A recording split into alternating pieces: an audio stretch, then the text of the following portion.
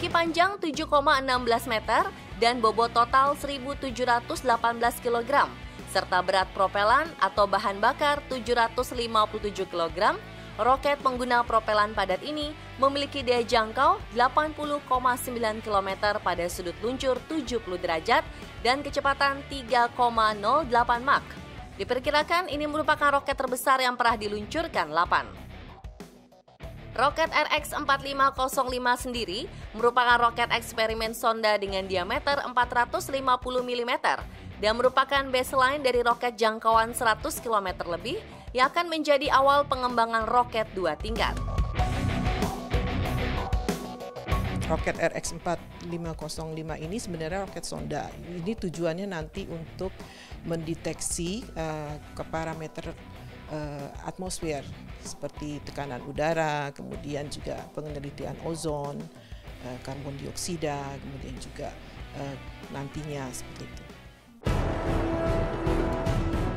Roket kelima yang diuji sejak peluncuran pertama pada 2015 sukses membuat kagum dan bangga. Pasalnya, meski baru uji terbang, roket ini berhasil menunjukkan jangkauan yang sedikit lebih jauh dari perkiraan. Karena sebelumnya hanya menargetkan jangkauan roket sejauh 85 km. Lantas apa yang membuat roket RX-4505 berbeda dengan roket sebelumnya? Jadi roket ini kemarin hasilnya setelah diuji terbang pada sudut elevasi 70 derajat itu bisa mencapai jarak 85,5 km ya. Dalam waktu 157,7. Untuk uji terbang kali ini kita juga ada beberapa perbaikan dalam metode penghitungan prediksinya. Kita udah lebih akurat lagi, jadi semakin dekat dengan hasilnya gitu. Kita yang tadi itu ya untuk jarak jangkaunya itu kan kita peroleh 85,5 ya. Sementara prediksi kita itu 83,7 km.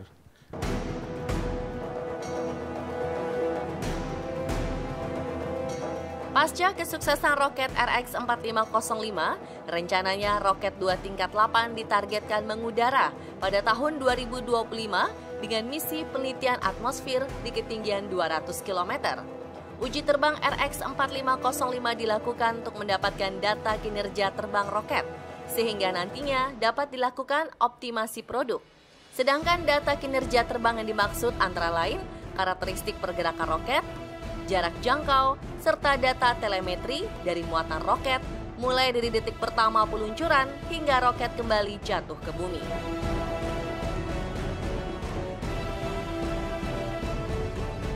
Untuk mencapai ketinggian yang lebih tinggi lagi, atau misalnya kita mau meluncurkan satelit, itu tidak bisa dengan satu tingkat saja.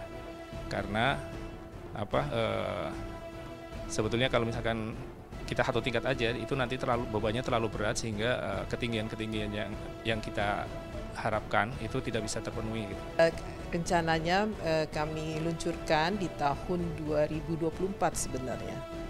Tapi ya kalau meleset di tahun 2025. Dengan harapan ketinggian itu sekitar 200 km.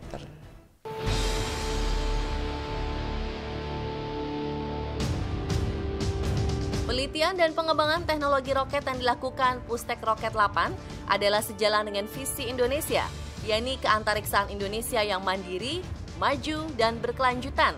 Bahkan dengan pengembangan roket dapat mendukung sistem keamanan serta pertahanan negara kepulauan seperti Indonesia. Nah, ini sebenarnya bisa jadi base roket balistik pendek karena dia 100 km ya. Tapi ini masih jauh untuk menjadi peluru kendali karena harus dilengkapi dengan alat kendalinya gitu.